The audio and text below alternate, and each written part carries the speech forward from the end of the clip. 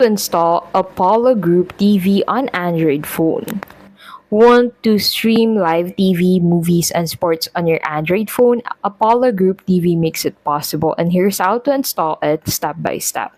Since Apollo Group TV isn't on the Google Play Store, you'll need to allow APK's installation. So go ahead and open up settings from your Android device. So you need to allow APK installation from your settings. So you'll basically find that under the security settings. So go ahead and enable install unknown apps from your browser.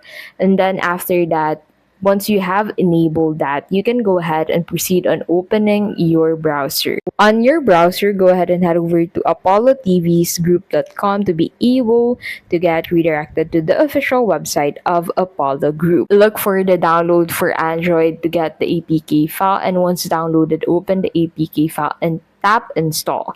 After a few seconds, the Apollo Group TV app will appear on your home screen. Launch the app and enter your Apollo Group TV username and password. If you don't have an account yet, sign up on their website first. And that is how you can basically install Apollo Group TV on your Android phone.